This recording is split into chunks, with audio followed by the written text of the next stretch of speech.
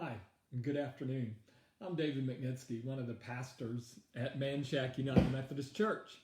And those who know me know that I don't teach or preach very long without making some sort of athletic reference. In fact, at my last church, one of the people used to audit me every Sunday and come up and tell me whether I had remembered to include an athletic metaphor or story or I'd forgotten to do it.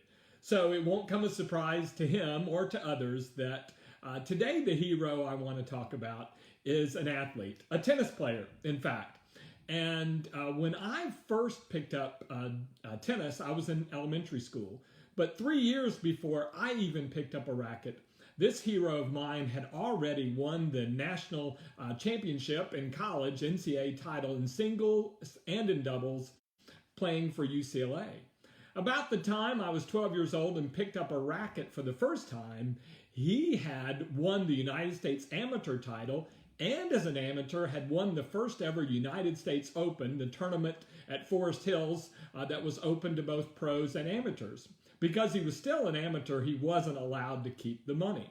And then several years later, when I was playing college tennis as a freshman, he, at the age of 32, pulled off one of the largest upsets in tennis history as he won Wimbledon in a match still described and lauded for its tactical brilliance in defeating the seemingly invincible Jimmy Connors.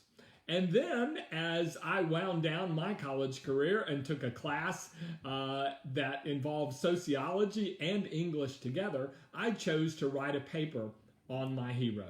And then when I hung up my racket, finished graduate school, and started a career as a pastor, this hero went on in retirement to coach the United States Davis Cup team, winning titles as he captained and coached them. He did it from 1981 to 85. The hero that I want to speak with you about this afternoon is the great Arthur Ashe Jr.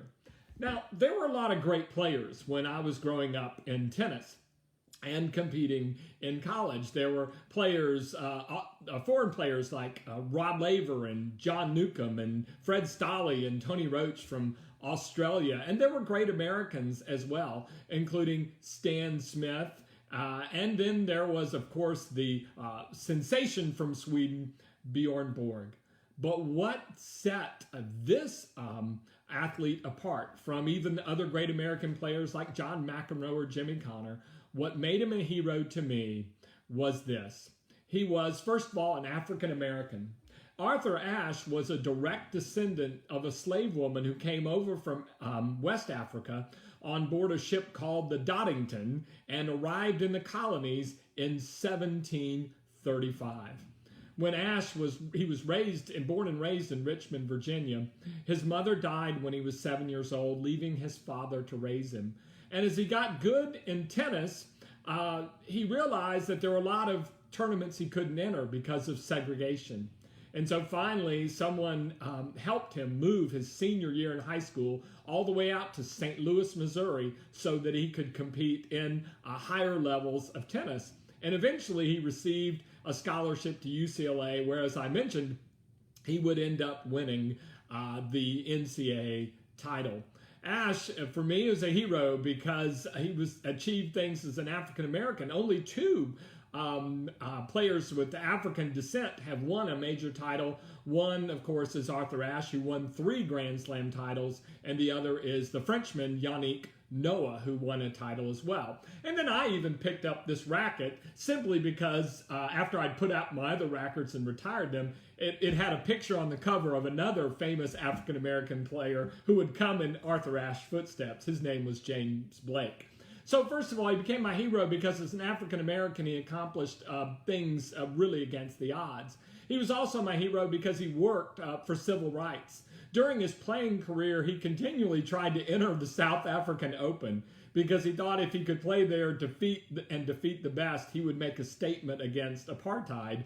But it wasn't until late in his career that they ever gave him a visa to go and play the South African Open. He was arrested in the White House lawn in 1992 for participating in a civil rights motivated protest. The third thing that made him a hero to me, besides being an African-American active in civil rights, was he was also active in the battle against AIDS. You see, Arthur Ashe developed heart problems in his late 20s that were congenital, even though he was an athlete in supreme condition. And in his second heart surgery to correct his heart ailment, apparently he received tainted blood in a blood transfusion and ended up with AIDS. He kept this quiet for many years, but when a major newspaper threatened to go forward with the news that he had AIDS, he finally had to come out himself and talk about his AIDS that he had received in the blood transfusion.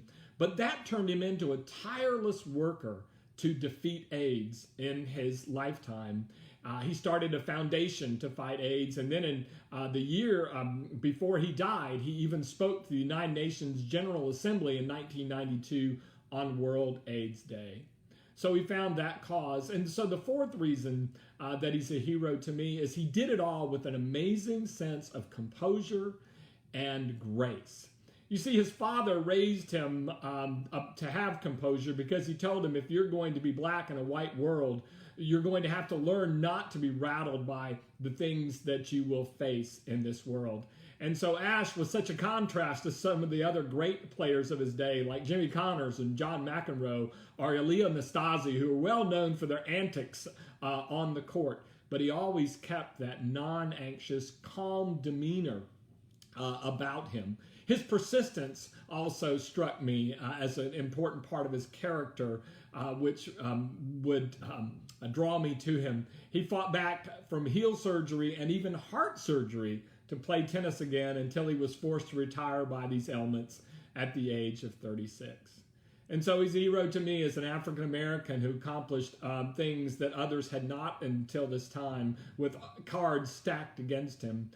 He did it all the while advocating for civil rights.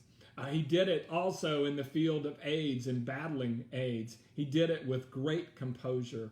But finally, what he taught me was, as Rick Warren used to say, God never wastes a hurt. He turned the pain of his life into an opportunity to serve and minister to others in real ways. The pain of AIDS, the pain of segregation and discrimination. And he turned those hurts, he turned those wounds into healing and help for other people. And so my final word to you today is that I believe you can be a heroine and you can be a hero in our day too. It's a matter of looking at your life, finding out where the hurts are that God has helped you overcome, and then get in those areas and start to serve. And if you serve, I believe you'll be a modern day heroine or hero. God bless you today and all the rest of this week.